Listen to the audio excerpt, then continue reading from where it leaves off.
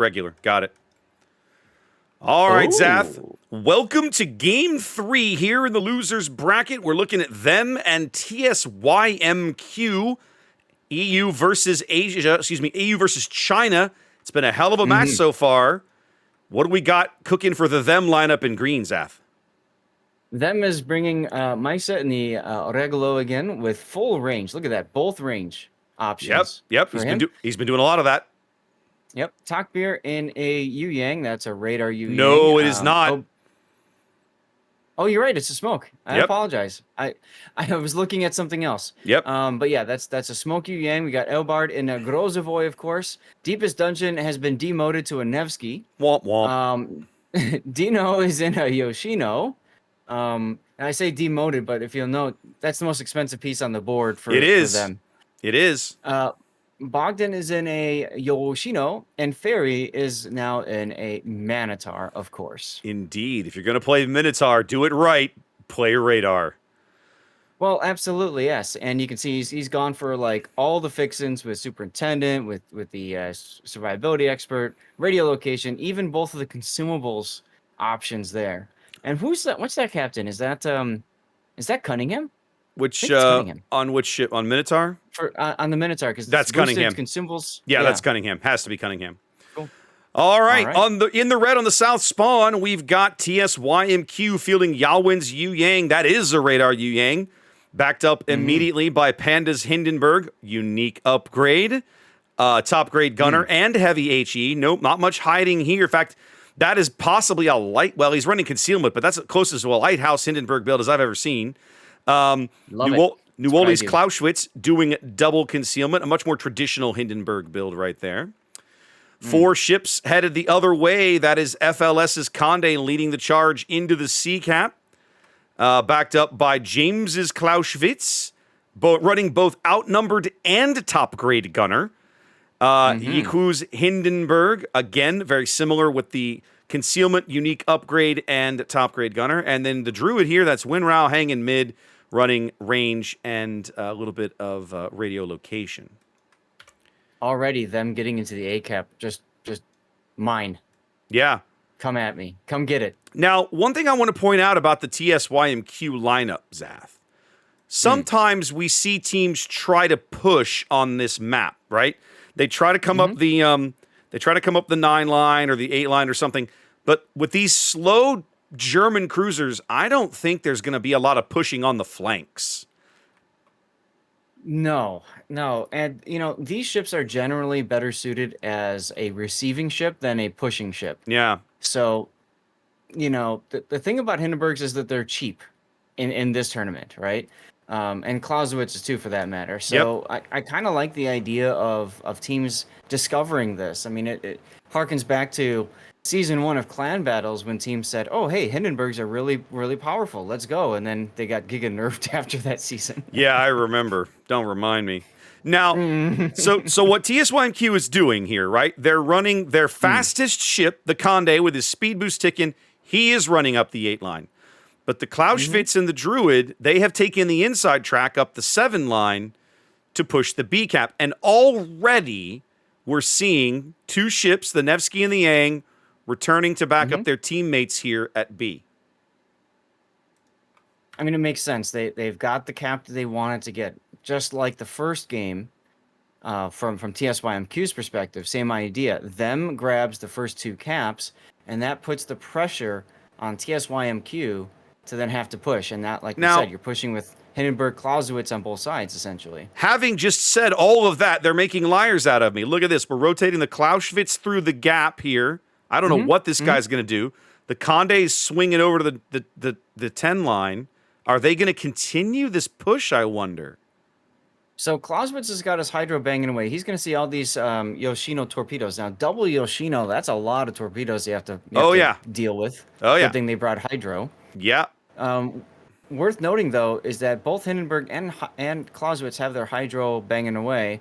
So, they have to really time that push at the right moment, because I'll tell you, in 100 seconds for both of those ships, they will have no vision of torpedoes other than Condé's hydro or the Druid short range hydro. Take a quick look back at the 1 line. The Minotaur radar from Ferry just went up to catch out Yalwin's Yang. He's trying to turn around.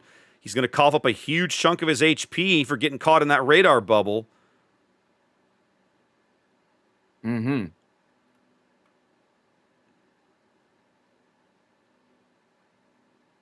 He's still in that radar. He's actually slowing down. He's just about to sneak out of it. That's why. There we go. Yep. Yeah.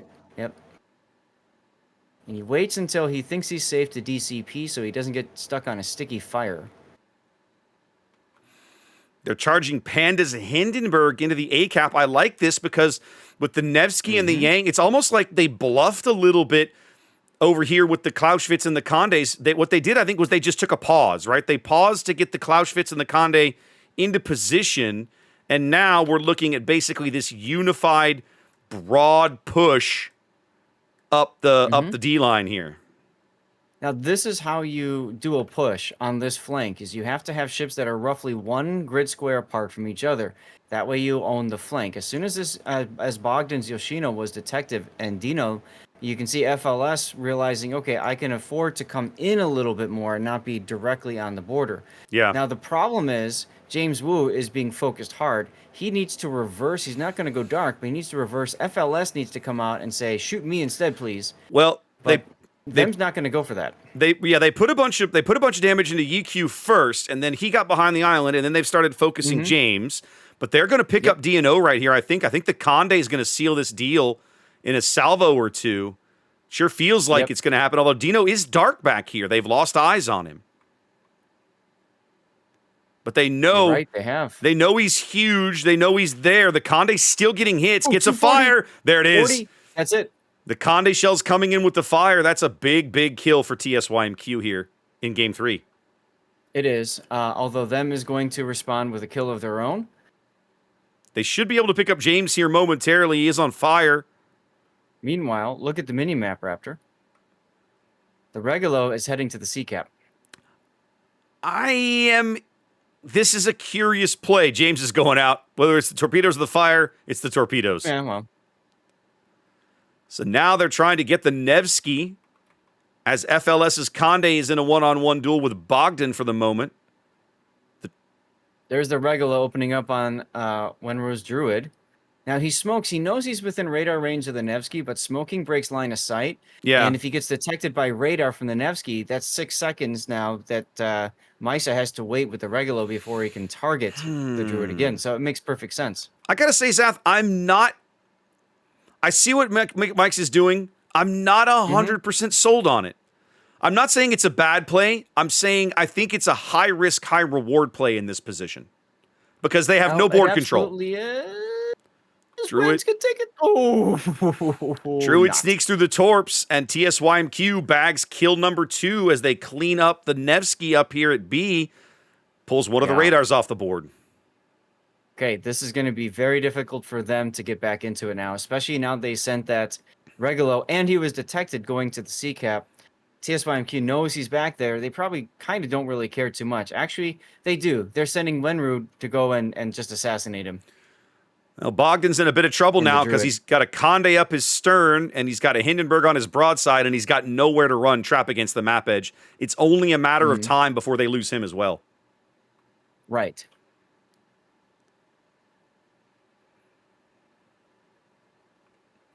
I think to me, Zath, they pulled it almost feels like them reacted, but maybe they reacted a little too soon pulling those ships back, or I'm not sure exactly.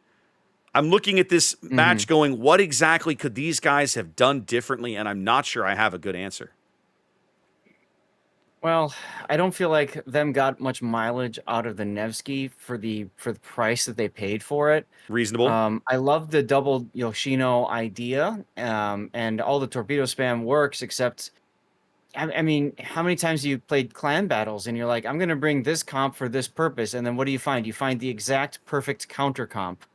And, you don't know to expect it. It just, that's what they bring. Feels like that's kind of where we're at. That's what happens here. Yeah. 40 seconds here to TSYMQ. Win. Hindenburgs don't care about Yoshino torps, right? Because they've got the Hydra. And the same thing with Clausewitz's. Well, and Hindenburg's got all that penetration. And, of course, Yoshino's already soft to HE to begin with. Yeah. Well, little Druid Regulo action here. Probably going to be the last engagement of the game. Well, there's like 3 different engagements going on, so I got to figure out where I'm going to get my death pick. Ferry might be. Yep. Oh, they got the Ferry is it. Minotaur. Yeah, they did. Wow. A decisive win from TSYMQ here in Game 3, Zaf. Damn, they look good today. The game was so fast that when I was flying in for my death pick, the game's like, nope. Game's like, nah, gonna be over. You didn't get there. No, Wow. no, I did the best I could. That was a fantastic, just crazy game 3. Yeah. Almost, So when they took that pause, we saw the Hindenburg, the Clausewitz working up the islands in the 7 line, and they took a pause and they ran the Clausewitz through the channel, moved the Conde one more map row over. I thought, what are we doing? You're giving them time to set up and wait on this, and that demonstrates why I'm in the caster chair and not in the player's chair, because it was 100% like the right play, and damned if it didn't work beautifully. absolutely, and that's one of the things that's difficult for us, and we've talked about this before. We can talk about it in a few minutes because